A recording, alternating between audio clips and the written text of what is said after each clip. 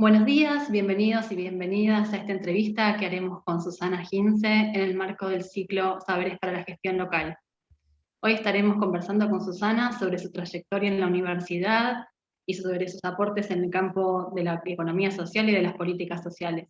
Hola Susana, gracias por acompañarnos. ¿Cómo estás? Hola, hola Nacha, ¿qué tal? ¿Cómo vas? Bien, lindo que nos encontremos acá. Sí, Bueno, a ver ya algunas, que no nos vemos personalmente desde hace un año. tal cual. Algunas referencias de Susana para que todos la conozcamos. Susana es licenciada y magíster en Sociología, especialista en Metodología de la Investigación y doctora en Ciencias Políticas de la Administración.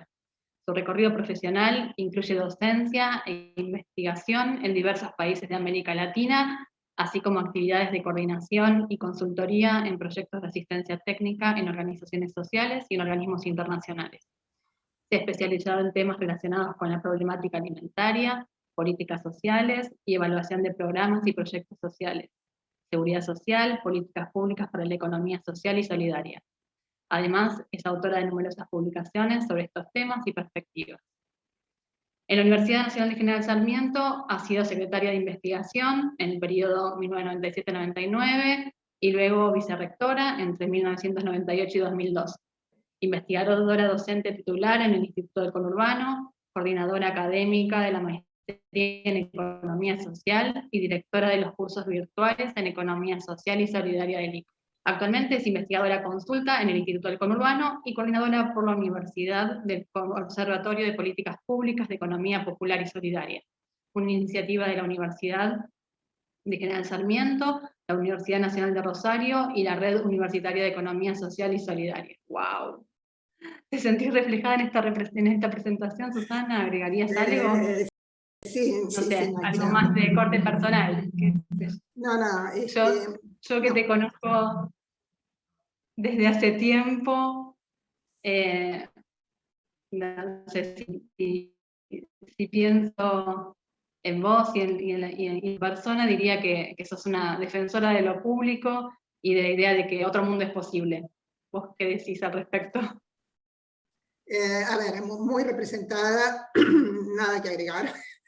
Te agradezco, sí, la mención al lema del Foro Social Mundial de Porto Alegre, que este año cumplió 20 años, el Foro de los Movimientos Sociales, y ese lema, otro mundo es posible, es un lema en el que me siento muy representada, así que gracias por haberlo traído a la charla.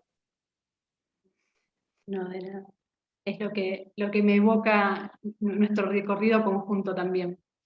Eh, Como veníamos relatando recién en la presentación, te incorporaste a la universidad como secretaria de investigación y luego fuiste vicerrectora, ¿no? Dicho sea de paso, fuiste la primera mujer en ocupar uno de los más altos cargos de conducción en la universidad y desde allí impulsaste su construcción institucional.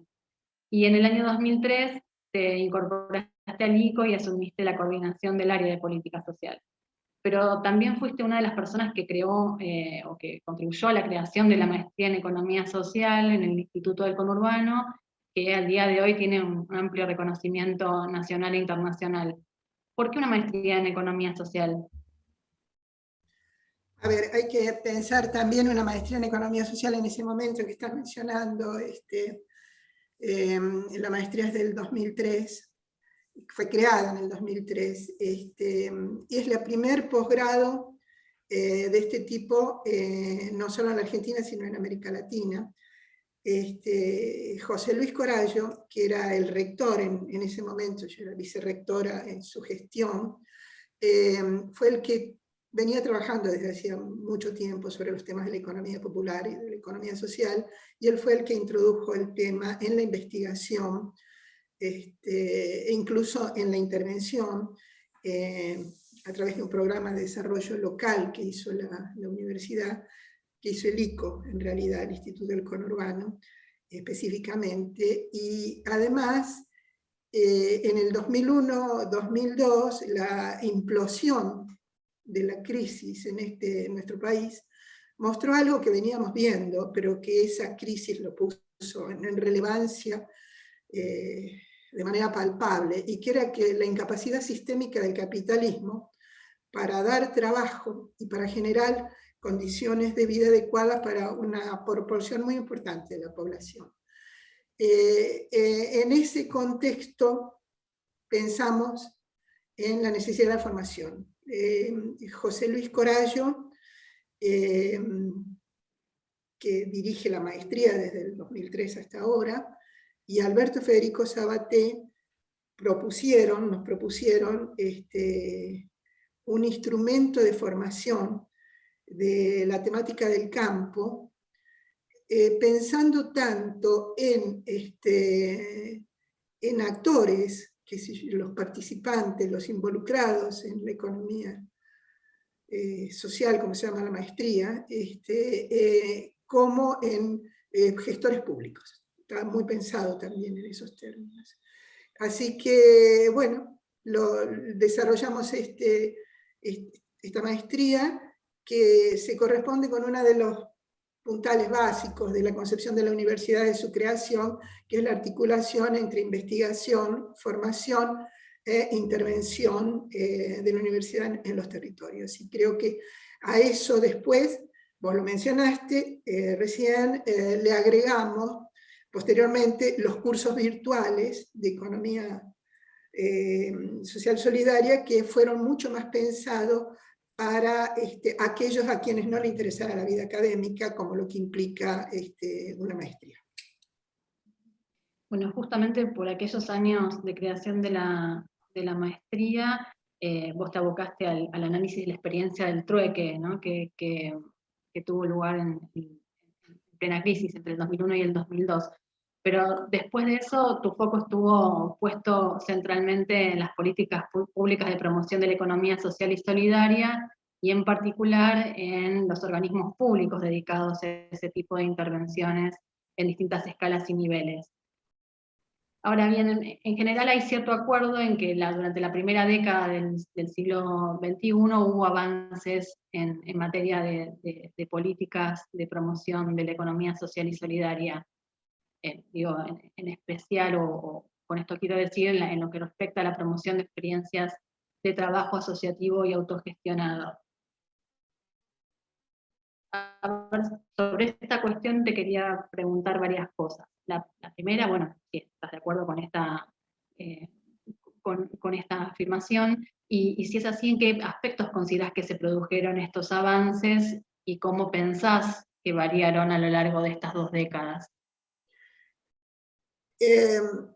Sí creo que es correcto tu planteo, sí creo que hay avances, pero si me permitís, me gustaría hacer una aclaración previa, porque en realidad estas políticas son lo suficientemente nuevas todavía en la Argentina, como para que a lo mejor quienes vean esta entrevista no tengan muy en claro de qué estamos hablando cuando hablamos del campo, porque además es un campo que tiene ya muchos años de discusión conceptual en América Latina, de interpretaciones, incluso tiene nombres muy distintos, qué sé yo, economía comunitaria en Bolivia, economía solidaria en Brasil, economía popular solidaria en Ecuador.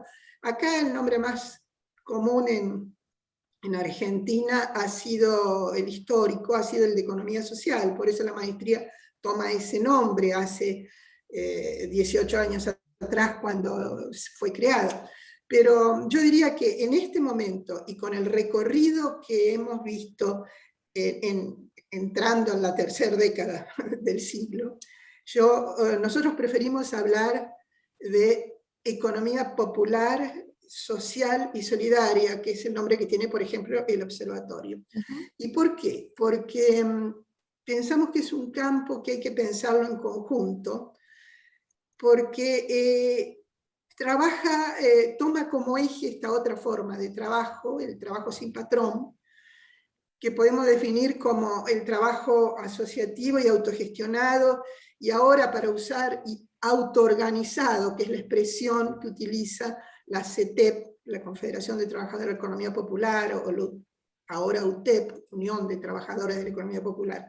que es un fenómeno fuerte, importante de la década, empezado a tener peso a partir de la década pasada. Así que yo diría que uniría todo y diría que entendemos por economía popular a los trabajadores que inventan, se suele decir así, los que inventan su trabajo, que en general pueden ser mayoritariamente son trabajadores individuales, cuenta propia, pero que también hay mucha organización asociativa, aunque esto no es requisito para pertenecer a la economía popular. La S de la economía social, la primera S, viene referida a cooperativas y mutuales, es la forma con que se han reconocido cooperativas y mutuales que en nuestro país, que tiene un siglo y medio de historia. Y la economía solidaria son esas formas nuevas que aparecen en América Latina o que toman peso, sería más correcto que dijera, en América Latina en este siglo, pero algunas son muy anteriores. Y si te menciono algunas para hacerlo más claro: empresas recuperadas, finanzas solidarias, ferias populares, cuidados, las prácticas de cuidado, emprendimientos mercantiles y no mercantiles. ¿Dije empresas recuperadas? Sí, sí. Bueno, Una de las primeras cosas. y todo eso es lo que se le suele llamar ahora, en América Latina se le suele llamar la economía solidaria. Bueno, dicho, en este conjunto, sobre este conjunto, definido así, es sobre lo que entonces te contesto lo que preguntaste. A ver, avances. Yo diría, me voy a referir a todo el campo primero. Avances yo señalaría 3, fundamentalmente. Avances en la institucionalización. Solemos mencionar uno muy importante, que es la aparición del concepto de economía plural en las constituciones de este siglo, casi de este siglo, Venezuela, Bolivia, Ecuador. Y aquí también tengo que hacer una nota a pie de página, porque ¿qué significa economía plural? No podemos pensar la posibilidad de este campo del que estamos hablando si seguimos creyendo que hay una sola economía, que es la economía. Y esa es la economía capitalista hegemónica. Esta concepción que estamos tratando en esta entrevista se sostiene en otra forma de interpretar la sociedad. En todas nuestras sociedades coexisten distintas formas de economía. Está obviamente la economía mercantil capitalista, obviamente hegemónica y predominante, pero también la economía pública y también esta otra economía. Entonces, el reconocimiento, esto es lo que llamamos la concepción de economía mixta o plural. Este reconocimiento de esta otra economía es lo que está presente en las constituciones de este siglo, en los países que hicieron cambios constitucionales. El segundo elemento de avance que te mencionaría es el tema del impulso que el campo tiene desde distintos movimientos sociales. Empieza a ser incorporado y tomado como temática, qué sé yo, en los movimientos de géneros ecologistas, campesinos, étnicos, para citarte algo. Y un tercer avance que nos toca especialmente en el lugar desde el cual estamos hablando hoy, que es la visibilidad pública que toma en otros ámbitos. Y ahí me refiero a nuestra pertenencia en el ámbito de las universidades, por ejemplo. No es casual que desde hace 7 años tengamos esa red que vos mencionaste al comienzo, la Red Universitaria de Economía Social y Solidaria, que agrupa a personas y equipos de, en este momento, unas 50 universidades. O sea, esto está tomando peso más allá de quienes son los que practican, los practicantes, como suelen decir los canadienses, usan esa expresión para referirse a quienes hacen concretamente economía popular, social, solidaria, toma visibilidad en otros campos. Y ahora sí, vos me preguntaste por las políticas. Y bueno, ahí no puedo ser no veo tantos avances, sí veo avances, a ver, quiero reconocer el crecimiento, creo que han pasado todas estas cosas que acabo de mencionar, pero creo que en las políticas hay algunas cosas que tenemos que señalar.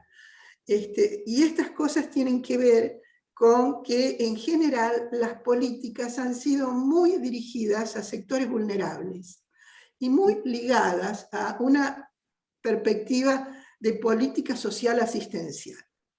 Y esto no es casual, las políticas del campo generalmente, no solo en la Argentina, nación y provincia, sino en América Latina, se desarrollan en las áreas sociales de los aparatos del Estado.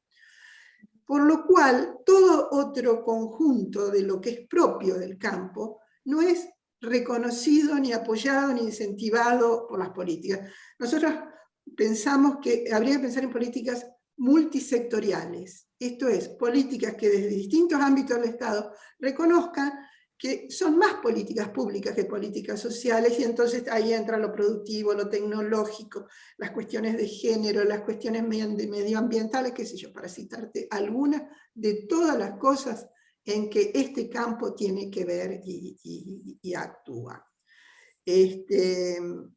Como instrumentos de política los más predominantes a lo largo del siglo, políticas de financiamiento, esto es subsidios y créditos, los créditos en general pequeña escala, capacitación y asistencia técnica. Si lo miramos, son políticas que están dirigidas a las organizaciones en que se producen, en las unidades productivas, las cooperativas, las mutuales, los emprendimientos, etc. Y se ha puesto muy poca atención, desde mi perspectiva, en la protección de quienes trabajan en esas organizaciones. Hay muy poca preocupación por las condiciones de la seguridad social, para decirlo de alguna manera, de los trabajadores del campo. Ahora, esta perspectiva o esta mirada más general sobre las políticas, si las miramos a nivel de, digamos, de los distintos niveles del Estado, valga la redundancia, mi palabra, más específicamente, ¿cómo ves que se despliegan las políticas del sector en los distintos niveles del Estado? ¿Existen articulaciones? ¿Cómo lo ves ahí? A ver, esta institucionalización, este crecimiento de los organismos públicos, este crecimiento de los organismos públicos en nuestro país se ha dado no solo en ampliación en el nivel nacional, sino en las 24 provincias y en muchísimos municipios.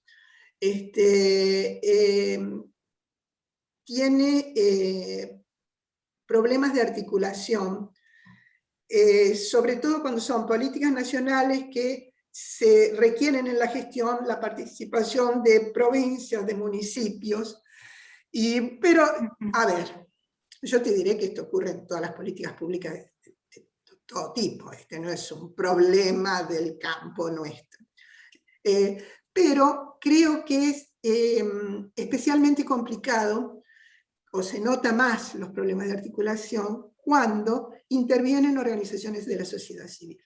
Porque estas son políticas que deben ser pensadas en articulación con actores de la sociedad civil, con las organizaciones que hacen economía popular, social, solidaria, pero también con los movimientos que los representan.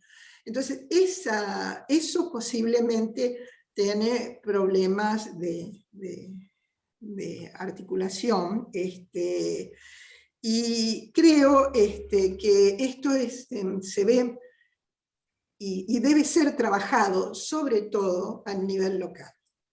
Me quisiera detener, si me permitís, un poquito en esto, porque este es un ciclo sobre saberes referidos a la gestión local. Y yo diría que lo local, el municipio, es el ámbito es el lugar desde el cual hay que pensar la intervención. O sea, las intervenciones, el territorio es el articulador de los actores y de los recursos de las políticas, para decirlo de alguna manera. ¿Qué significa esto?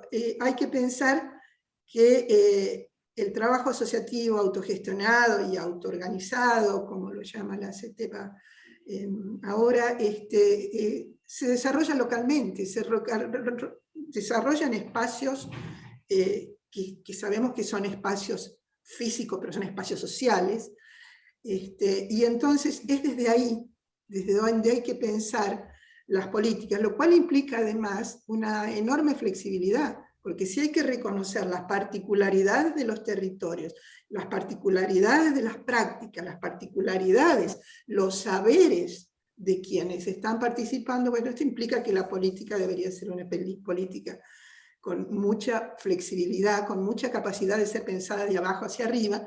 Bueno, y esto es lo que los llamamos, tomando una expresión que en realidad es de la economía social canadiense, políticas en co-construcción. Esto es, las organizaciones tienen que participar desde el diseño, y en coproducción tienen que participar en la implementación, pero con pleno derecho, en las decisiones. En ese sentido creo. Y ahí entonces creo que también, y desde ahí se puede pensar en escalar a lo regional, qué sé yo, en escalar en redes nacionales. Y ahí quiero poner el acento en algo que me parece que es muy central, que es el papel de los que hacen política a ese nivel.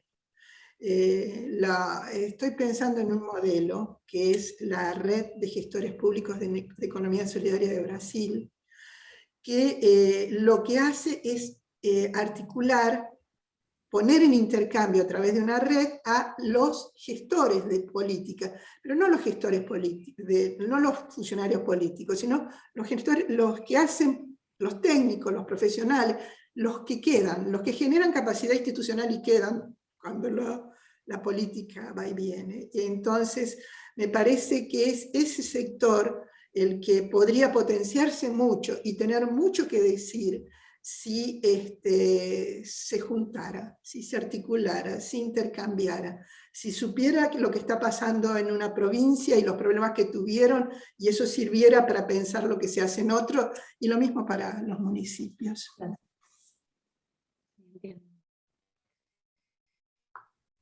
Bueno, recorrimos un poquito lo que está sucediendo, o lo que ha sucedido en realidad durante las primeras la primera década del siglo XXI, y en tu relato además reconstruimos estas particularidades de las políticas en los distintos niveles del Estado. ¿Cómo ves ahora la situación actual, digamos, de las políticas del sector?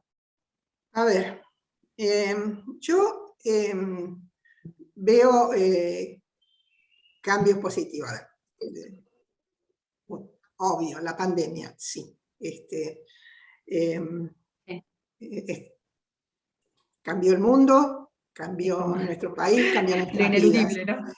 Obviamente, sí. no se puede decir nada que no tenga que ver con eso, pero bueno, voy a hacer el esfuerzo. Primera cosa es que este gobierno que asume en el 2019 tiene que remontar una situación del sector durísima, producto del accionar del gobierno anterior. La Alianza Cambiemos, el PRO, tenía una concepción absolutamente distinta y le ponía el peso no en la asociatividad, en las cooperativas. De hecho, Mario Cafiero, el primer presidente del Instituto Nacional de Asociativismo y Economía Social, el INAES, refiriéndose al periodo anterior, dijo que había ocurrido un cooperativicidio. Esa expresión es la que usó para decir que habían caído a la mitad las cooperativas. Y esto tiene que ver con una perspectiva ideológica del gobierno anterior, que estaba muy basada en el emprendedurismo, en un emprendedurismo donde lo que presa es el mérito individual, las capacidades personales para lograr su propia inserción laboral y su propia inclusión social. Bueno, esto discursivamente cambia ya desde el momento en que asume este gobierno. En el discurso de Fernández, de Alberto Fernández, cuando asume, y en marzo, en las cámaras, menciona explícitamente cooperativas, economía popular, economía social, como parte del proceso de recuperación del país.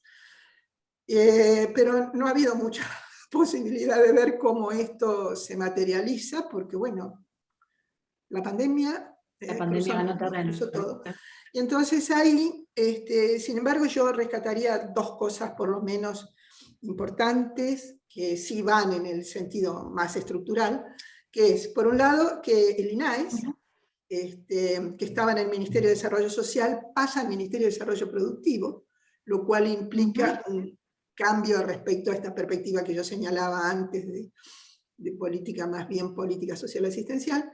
Y el segundo hito, para mencionar solo dos por el tiempo que tenemos, es la puesta en marcha del RENATEP, el Registro Nacional de Trabajadores de la Economía Popular.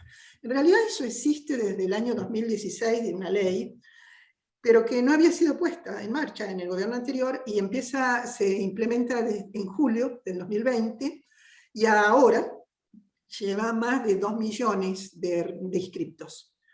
¿Qué hace el registro? El registro lo que es un primer paso para la formalización de un conjunto muy importante de la población. En realidad, el Ministerio de Desarrollo Social, incluso el ministro Arroyo en algunos casos habla de 4 y otro habla de 5 o 6 millones, de las estimaciones.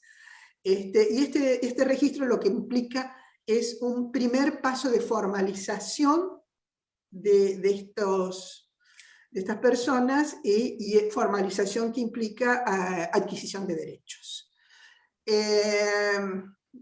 También tengo que mencionar que hubo durante el año pasado muchas políticas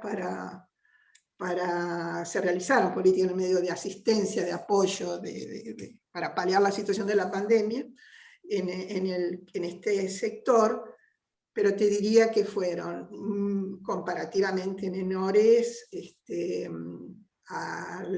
y mucho más tardías que las que el gobierno desarrolló para el sector de la economía formal, para los trabajadores en relación de dependencia. Claro, sí.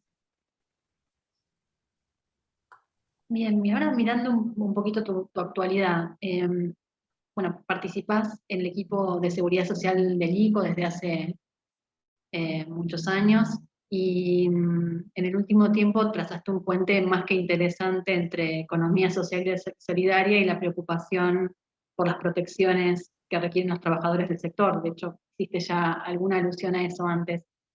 Y en paralelo a esta preocupación en torno a la protección y desprotección en el campo de la economía social y solidaria, estás trabajando en el desarrollo de una herramienta para visibilizar y organizar la información disponible sobre las políticas de promoción, que es, bueno, ya lo mencionamos también al comienzo con tu presentación, pero lo traemos de nuevo, es el Observatorio de Políticas Públicas para la Economía Popular, Social y Solidaria. ¿Cuál fue la necesidad que lo originó? ¿Cómo lo pensaron? A ver, la necesidad que lo originó fue que había crecido, como vine señalando, habían crecido mucho las políticas, había muchos organismos que se fueron generando en estas décadas, y era importante que quienes trabajan en la economía popular, social y solidaria pudieran tener una herramienta, un sitio, un espacio donde ir a ver qué es lo que el Estado les ofrece para apoyarlo en sus actividades. Siempre solemos decir que en nuestro imaginario el observatorio es nos gustaría que el observatorio fuera el lugar en el que pensara una cooperativa de San Miguel o José Cepaz o Tierra del Fuego del Chaco, cuando tuviera que pensar, a ver, ¿qué hay tanto en políticas de mi municipio, de la provincia o de nación que pueda ayudarme en lo que estoy haciendo? Vos lo dijiste y mencionaste recién que el observatorio fue que es un observatorio que en este momento coordinamos la UNCS y Rosario, la Universidad Nacional Rosario, lo dijiste al principio. Quiero dejar sentado que el observatorio fue creado por un grupo más grande de universidades en el marco de la RUDES, también lo dijiste, pero con un financiamiento del programa de Cooperativismo y Economía Social en la Universidad, que es un programa que se creó en el gobierno anterior, en realidad en el gobierno de 2011-2015, en el gobierno de Cristina, y que sobrevivió, sobrevivió en el gobierno siguiente. Eso es lo que pensamos. A tu pregunta cómo lo pensamos, eso es lo que pensamos. Ahora, ¿qué es lo que pasó? Hicimos con este financiamiento, hicimos un rediseño del sitio, le pusimos un mapa, le pusimos instrumentos de búsqueda, y cayó la pandemia, y entonces dedicamos, en vez de actualizarle el observatorio y a ver qué se estaba haciendo en las distintas provincias, eso nos dedicamos todo, desde abril del año pasado, el observatorio estuvo dedicado a hacer un registro sistemático de las políticas para el sector, las políticas que llamamos de emergencia COVID-19, para la economía popular social solidaria, y esto tiene un buscador, se puede entrar a buscar por organismo, por políticas, por tipo de destinatarios y destinatarias, qué sé yo, se puede entrar por población vulnerable, o por políticas de género, o por políticas para cooperativas, etc. La última actualización es el 30 de abril, seguimos en eso, quiero decir que prácticamente no hay políticas, no hay políticas este año específicas para el sector como las que hubo el año pasado. Quisiera agregarte una cosa a lo que hablábamos sobre los saberes locales y la importancia de los gestores locales. En este momento, si quieren entrar, en el observatorio hay una entrada a la red brasileña de gestores de economía solidaria, y ahí tienen un link que los puede llevar para ver qué es lo que hace esta red. Siempre pensamos que el observatorio, eso sí, lo pensábamos desde el principio, siempre pensamos que el observatorio pudiera ser un instrumento que aportara a la constitución de este tipo de redes, y seguimos estando abiertos a que eso ocurra. Bueno, muchas gracias por esta aclaración sobre el observatorio, más que interesante, y bueno, todos y todas invitados a consultar la información disponible, ¿no? Claro está. Para ir cerrando, ¿qué te parece que queda por hacer en materia de políticas de promoción de la economía social y solidaria? ¿Qué desafíos tenemos por delante en este campo? Muchísimo. Muchísimo quiero hacer. Pero bueno, voy a tratar de centrarme en lo que me parece especialmente relevante. Yo diría que pasada la emergencia hay que volver a las cuestiones estructurales, y en ese sentido me parece que habría que avanzar en la constitución de un sistema público de reproducción del trabajo asociativo, autogestionado y autoorganizado. Y eso implica entonces políticas que miren dos cosas: miren la sostenibilidad de las organizaciones, o sea, que apunten a ser sostenibles las organizaciones del sector, y a la vez protejan a los trabajadores, lo que te decía antes. A ver, hay que tener en claro una cosa, los sistemas de seguridad social tales como los conocemos han sido pensados para el capitalismo y en realidad ha sido el resultado de la lucha de los trabajadores. Por lo tanto, los riesgos y las necesidades que cubren son los riesgos del trabajo en ese sector de la economía. Hay que pensar un sistema específico que proteja riesgos y necesidades de estos trabajadores. Los riesgos durante el trabajo, riesgos del trabajo, cobertura de salud, vacaciones, pero también qué pasa en el periodo postproductivo, esto es, los sistemas de jubilaciones y pensiones.